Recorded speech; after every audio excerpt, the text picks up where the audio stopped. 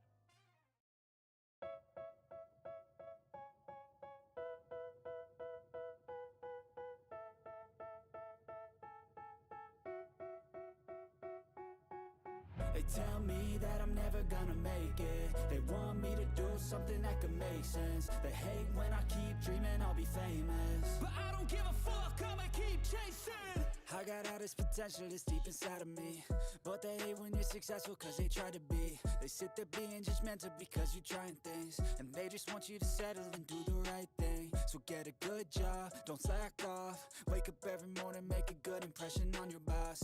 Don't do anything that I wouldn't do, and when you're making money, make sure you don't spend it too soon. Fuck that, I'll do what I wanna do. I got a different path from everyone, and that includes you. Who are you to tell me how to live life? In these times it feels like nobody's right, yeah. So I'ma figure out what else we succeed, and then invest all of my time into that and proceed. I need whatever the hell could make me happy, and I don't think you have a clue what could that be. They tell me that I'm never gonna make it. They want me to do something that can make sense. They hate when I keep dreaming I'll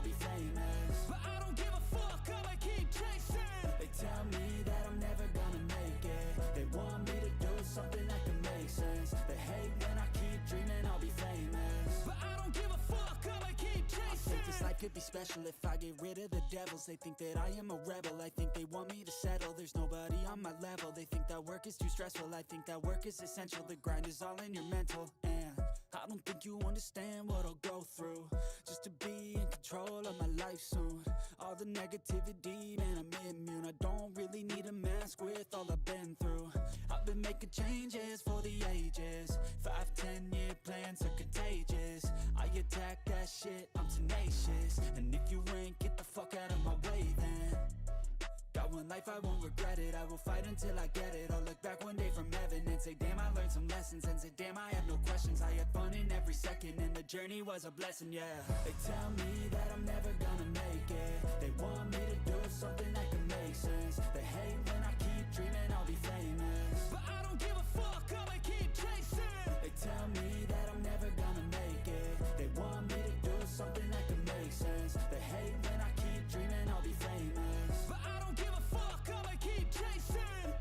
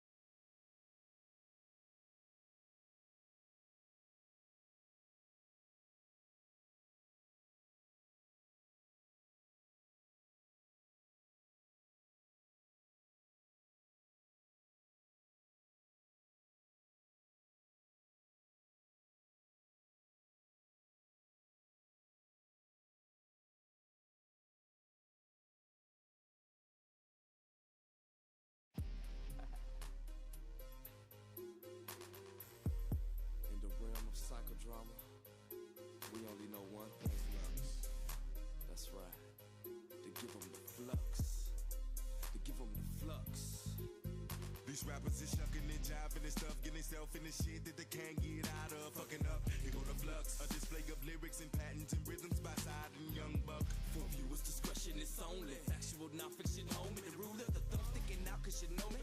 Federal, pimp lock the block, you can't hold me. Situation getting heavy, ammo get low, need my homie, what's up? When your homie ride on you, you know from the fire. Go up on these bitches, it's devious as we gon' get on this shit.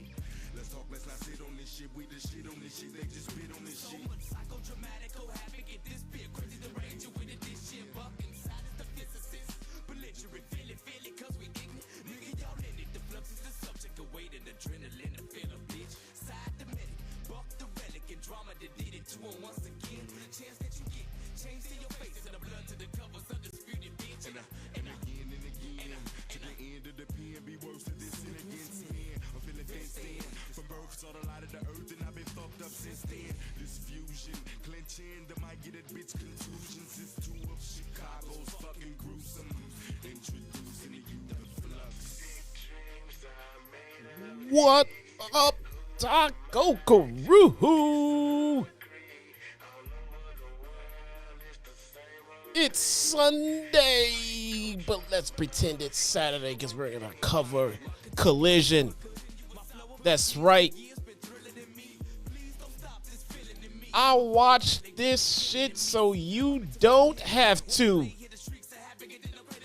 Let's go.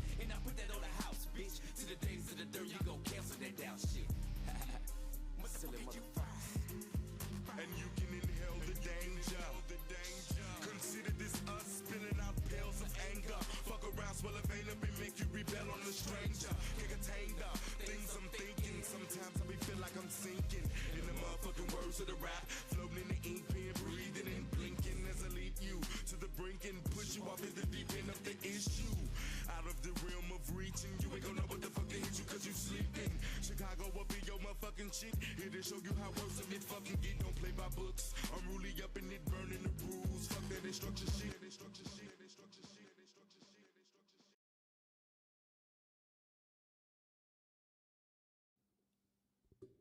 What is going on, everybody?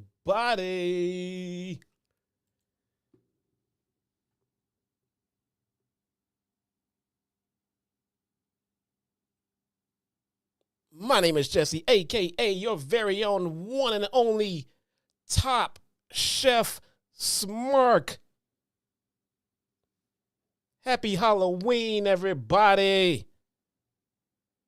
I am so glad to be here with you right now. Fresh off of my day job, man. I just got off work. You know, I just had to run a brigade with my boy Gordon. Shout out to Gordon. And, you know, got to get that risotto right. Got to get that beef Wellington pristine, bruh, because that's how I roll. And then when I got done making that beef Wellington, then I watched Collision. Ha ha. What's good, everybody? What's good? What's good? Where's my chat? Why is it doing this crap? Hold on. There we go. There we go. Where's my chat? Who is here with me today? Let's pop out. Pop out. Pop off. What is going on? Quaz, Hollywood, Eric, right off the bat. Let's get Hollywood Eric in here right away with the 7-month membership. Hollywood Eric says, "Hey, Taco King and Taco Crew, celebrating my 7-month anniversary in the penthouse. How's the family doing? Glad I'm here to start the stream." So am I, Eric. So am I. I appreciate you, bruh. I appreciate you. Quaz, yes, man. You didn't know? I thought you knew. That's why my tacos are the absolute best. Best of the best. Because They are made by a professionally trained Hollywood chef. That's how I roll. That's how I roll. Tay-Tay the Survivor, Showtime, Chris, Susan D. What's good with you? Bryce, Tony McCon. I kind of like that. I like Tony McCon. That's what's up. That's what's up. How's everybody feel, man? How's everybody feel? Who actually watched Collision? Because I did. I did. And you know what? It could have been worse. It could have been worse. Guys, I will never lead you astray. I will never lead you astray. I get a lot of hate because I give my opinions raw, uncut, and X-rated. Man, that's just how I feel. At this point, especially these days with all of the drama we got going on, I don't feel I have to sugarcoat shit. For what? For what, man? What is the point in sugarcoating anything? No matter what you say, you're going to piss off half the community. Right? Eric, the family is great, guys. Yeah, sorry I couldn't get to the stream last night. I had a family Halloween party to go to. And so I just threw my costume back on. I mean, I'm a real professional top chef. My bad. It says it right here. It says it right there. So, family's good, man. We had a family party, and the kids really wanted me to be there, so I told them I'd be there. So, but what else? What was I saying? Yeah, the show wasn't terrible, man. But let me tell you, when I say you, it had its moments. Man, it had its cringe moments, man. And we'll get into it. First, let's do the usual. If you have not followed me on Twitter yet, please do, because I am taking us an absolute supreme break from Twitter, but I will still continue to upload any content that I might be putting out. So still feel free to follow me there. As a matter of fact, it might even be safe to turn on your notifications on Twitter for me, because I am not going to be posting much of anything. But when I do, it'll be something important. Like the video, subscribe, all of that stuff. All of that stuff helps the channel grow. Oh, man. Let's get into it, man. I really just feel like hanging out and shooting the shit with you guys. I'm not even going to lie. I just feel like hanging out and shooting the shit with you guys. Don't even feel like talking about Collision. But we have a job to do. We have a job to do. The show starts off. We get a recap of Jon Moxley and the boys running roughshod on Orange Cassidy. He was running roughshod and Orange Cassidy ran in. Sorry. And then they show footage from immediately after Dynamite. They showed what happened after the cameras went off on Dynamite. And basically we got Orange pretty much blaming Daniel Garcia for the trauma that we've seen with Chuck Taylor getting beat down. Not Chuck Taylor. Oh, no. No, what would we do? No, not Chuck Taylor. Not Chuck, no. But I get it. It was cool. It was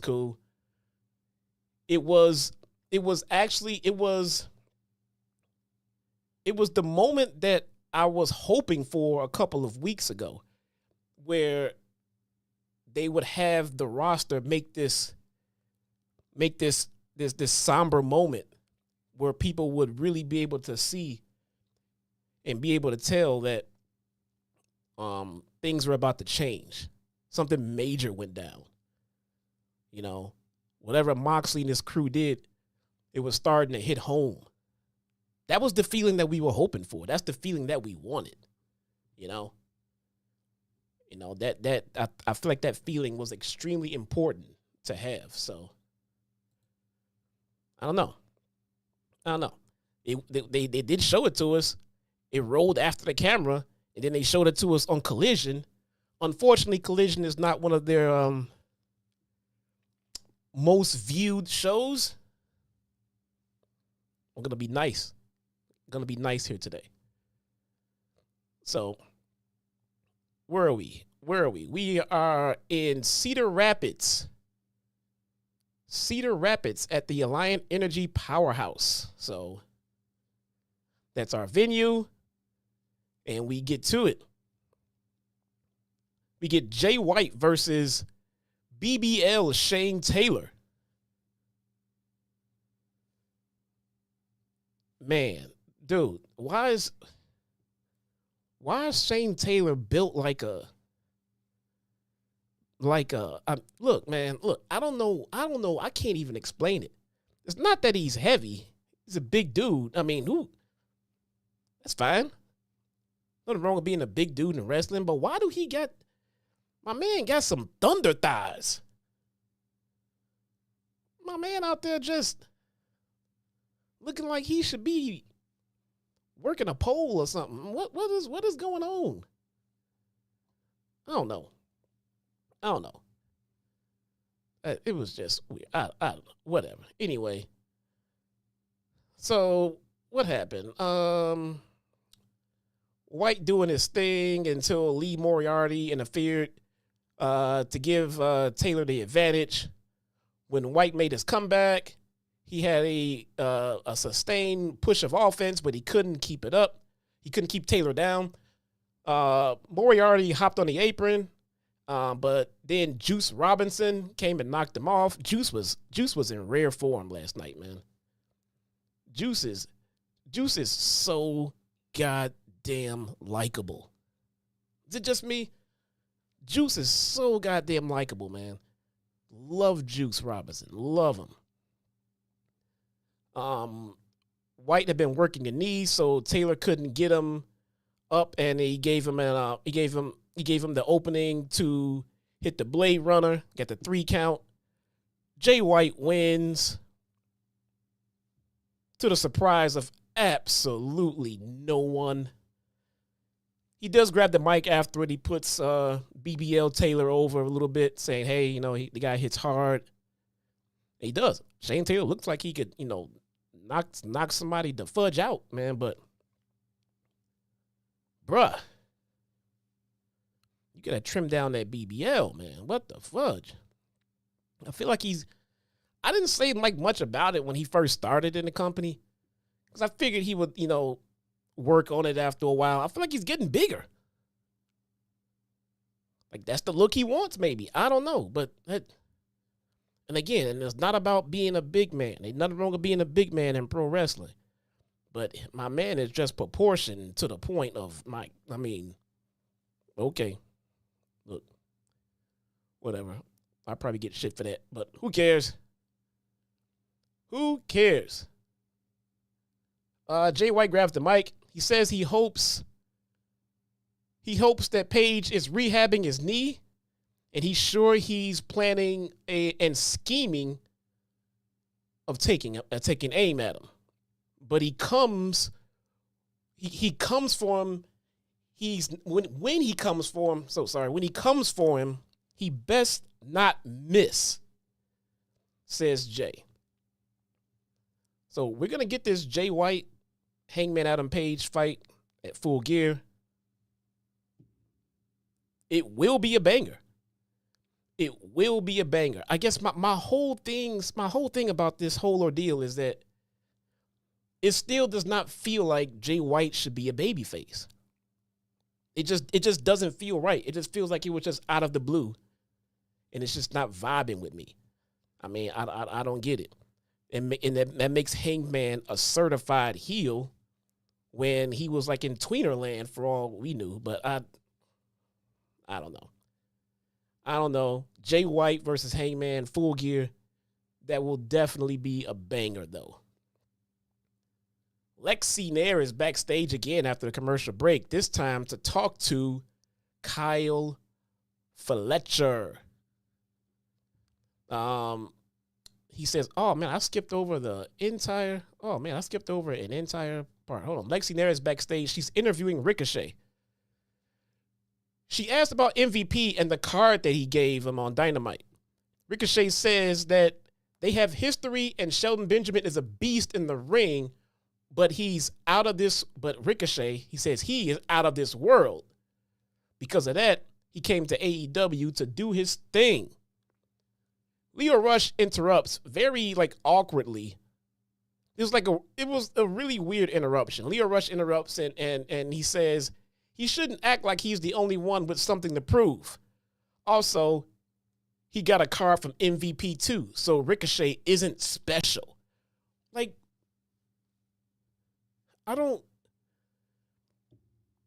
Is it just me?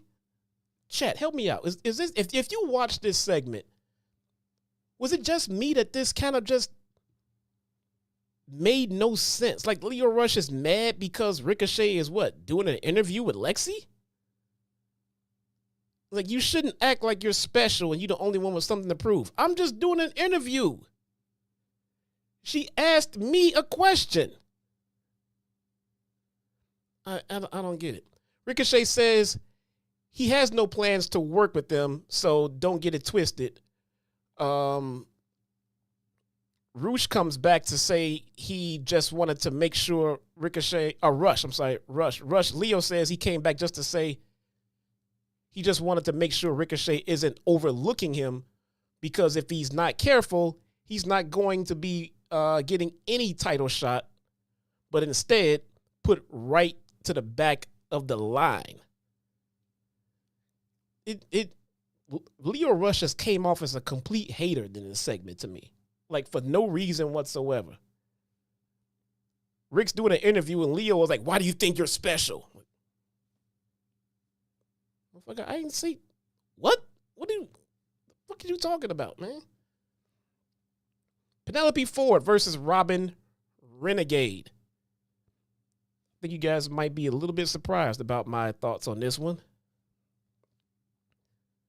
Commentary told us that Renegade had a lot to prove. Ford, meanwhile, is already scheduled to face Jamie Hayter, and after a long time off, she needs to pick things up quickly. Naturally, she was all over Robyn Renegade early, looking pretty good, all things considered. Robyn cut her off, but Ford quickly regained control. She was choking her out on the ropes and licking her face while doing so. Interesting. Robyn fought her off and got a 2 count on a roll-up, so Ford just pounded her on the ground from full mount position. As soon as Robyn made a comeback, Shivani claimed Ford clearly was overlooking her because her mind is on her next opponent. She dominated almost the entire match. Not long after, she used the Mutalock to score the tap-out victory. She beats Robyn via submission. Guys, I got to tell you, man. Penelope Ford looked really, really good in this match. This is her first match back. She did not look this good the last time I saw her work. She was very crisp. She's very fluid. Everything, I mean, I don't know if it was just me. And look, man, I come on here and I shit on people when I think they deserve to be shit on, and people hate it. But now I'm coming here and telling you guys, and this will never be heard by anyone. No one will ever clip this. No one will ever say shit. Penelope Ford looked amazing in this match. She looked really good, man. I mean, like championship material good. I don't remember her looking this good the last time I saw her, and you can tell that she has improved. She keeps this up, she will be in title contention. She looked amazing. After that, Jamie Hayter appeared on the big screen and said that November 6th, it's her chance to stand across the ring from her. The ball is in her court. Will she be there? Because Hayter will be. Like we're getting Jamie Hayter versus Penelope Ford. And after that match, I want to see it. I want to see it. I'm keeping extra eyes out for Penelope Ford and her development because she showed up and showed out. You know, I've seen Robyn Renegade work many a times, and she did her thing. She was par for the course, but there's no way that she just out of the blue made Penelope Ford look this fantastic. This was a great match for Ford, man. Highly, highly impressed. Glad she left Joy Janela. The Outrunners versus MxM Collection. Remember when I said that this show had some cringe to it? Remember that? Pepperidge Farm remembers. Tony Schiavone put over how fun pro wrestling is because of teams like the Outrunners as they were making their entrance. The Outrunners are fun to watch. The Outrunners are just like a nostalgia throwback act. And they're over the top with their 80s type style and gimmick and everything. But that is the gimmick. The fact that they're a throwback and everything else, that is the gimmick. And it works. It works. You can't do every team like this, obviously, but for the Outrunners, this works, man. I quite enjoy their energy. I'm not going to lie. Then he went a little too literal with the 80s stuff, did Schiavone, talking about how much they remind him of the Road Warriors and the old WCW days. Johnny TV was shown watching the match backstage, while MxM had control early on. They ended up going quite a while for what was a glorified comedy match for the most part. And MxM looked poised to win off of a neck breaker, but the Outrunners managed to avoid follow-up Doomsday Device before Total Recall for the 3 count. As much as I'm enjoying the Outrunners, this match was absolute cringe, man. Absolute cringe. They literally had, what is the PC word for gay spots all throughout. They laid these dudes down. They laid down MxM on top of each other, 69 style. Man, this video's getting demonetized for sure. And when they laid them down on top of each other, 69 style, the dudes just laid there.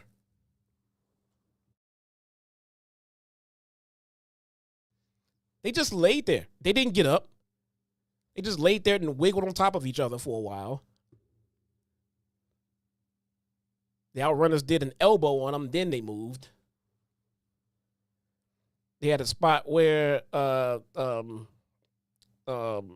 Maxine, no, not Maxine, what the fuck, Maxine Dupree. One of them was down on his knees. I think it was Turbo. And he was down in front of the other guy, and the camera shot was behind him. And you know, when they're doing like the strength of test, they're like, ah.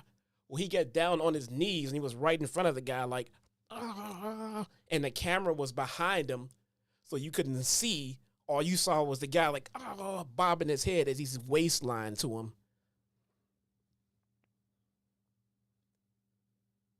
Cringe AF. Wow.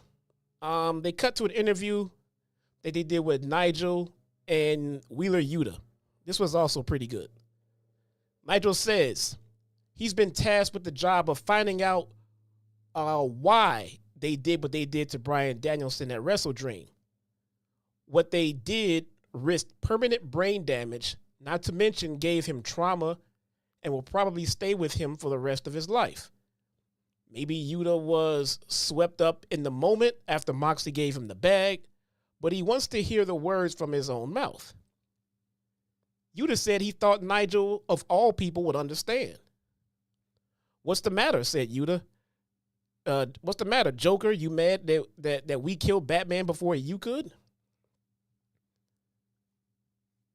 That's what he said. Nigel said he dreamt of proving he was a better wrestler than Danielson. Yuta mocked him for it.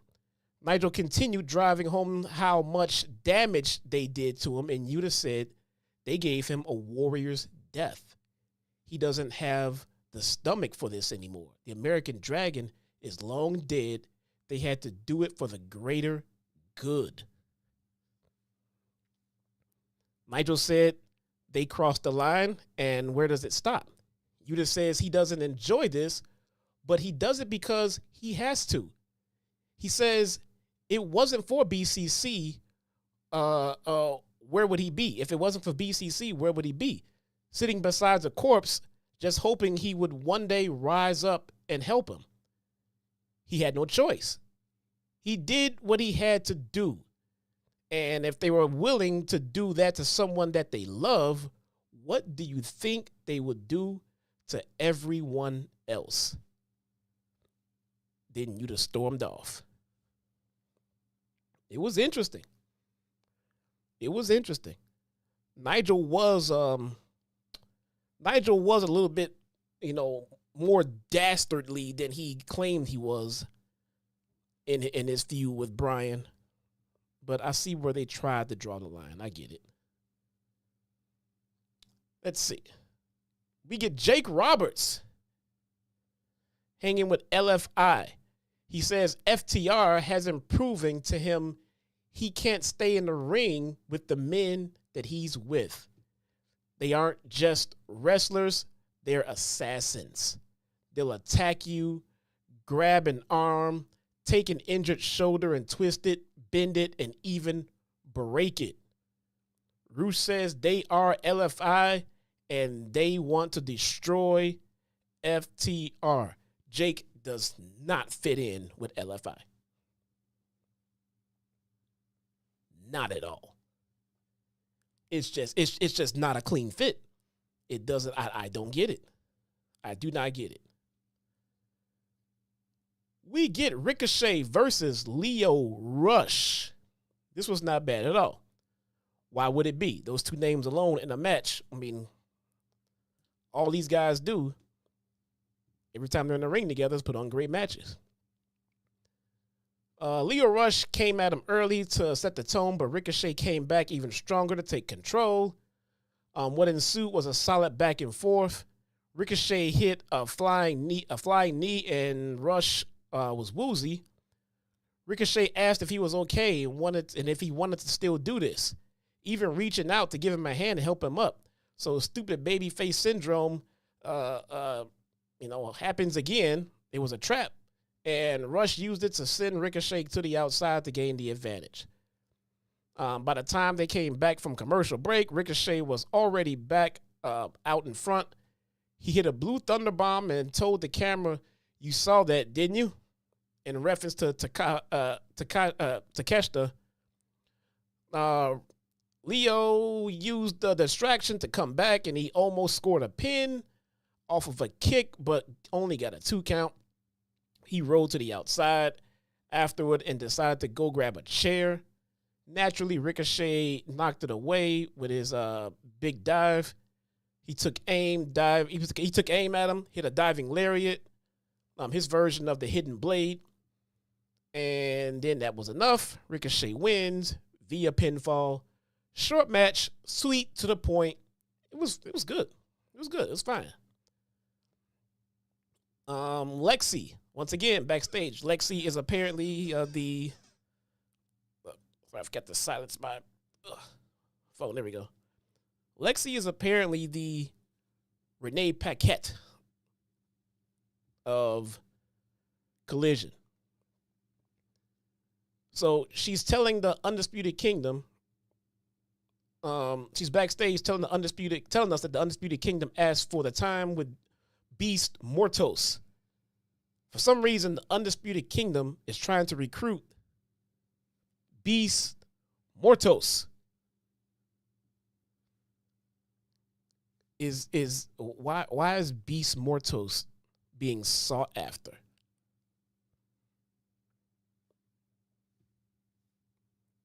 Roderick Strong said something is being lost in translation, but everyone knows that they want him with them. So they brought some whoppers for him. He was confused, as was I. Strong called in Mike Bennett, who had his own mask and mimicked what they wanted him to do. They then told him they're going go trick-or-treating tonight.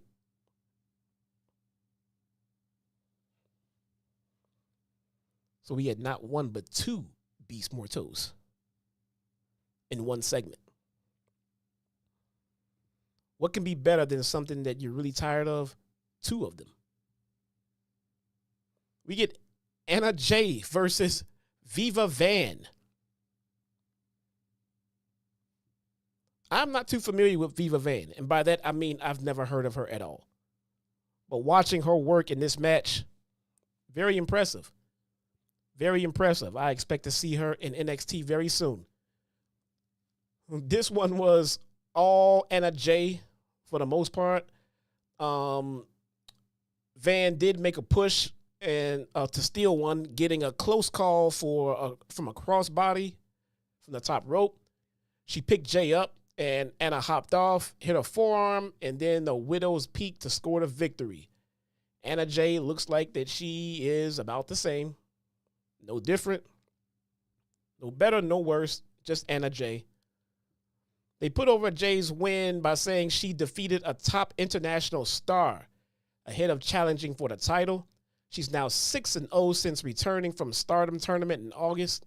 Next week, she'll take on Mariah May for the championship, where she will absolutely lose for sure. They cut to comments from May, who says, if Anna left the business tomorrow, no one would give a shit. She's not wrong.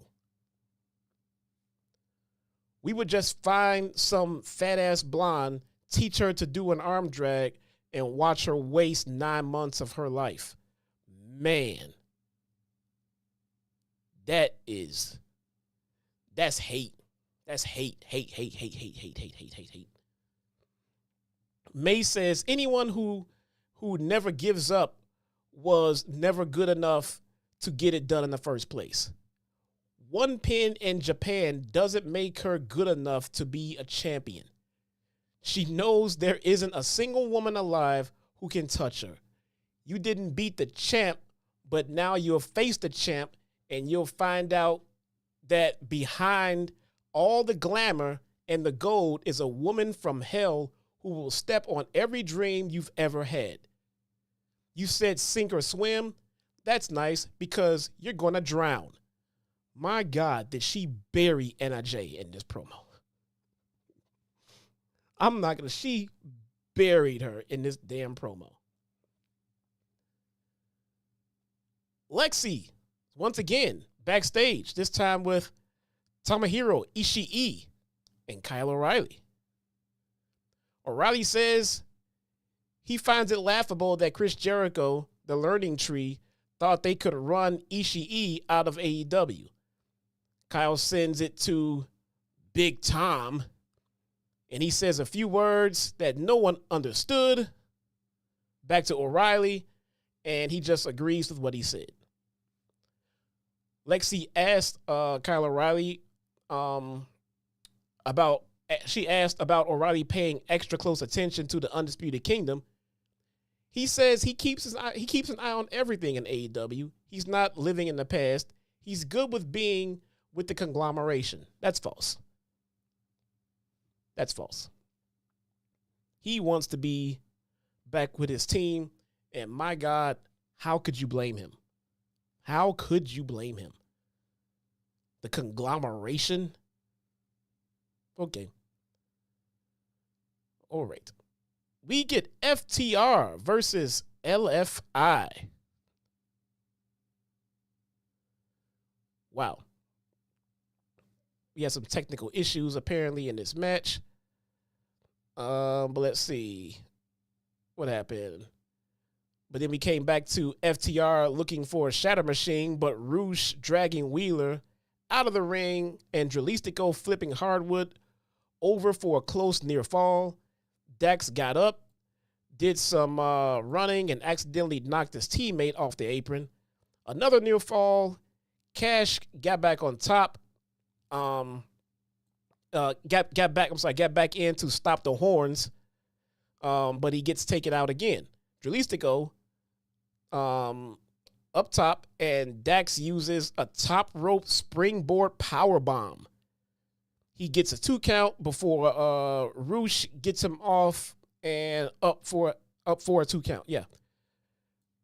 They trade a bunch of wild shots, and Dax gets the best of him and then knocked him down. He goes for the sharpshooter, but Hardwood gets pushed off. Mortos drills him he drills him in the back, but he still managed to knock him out. FTR manages to get Mortos knocked off the apron, hit a Shatter Machine on Dralistco, and that was the end. FTR wins with a Shatter Machine. While having their hand raised, Mortos hopped in the ring and attacked from behind. Rush follows up and gives him the horns. Before they can do anything more, the Outrunners come back out. The music hits. They run. LFI takes off running to a big pop. And that's how the show ends. The match was actually pretty damn cool.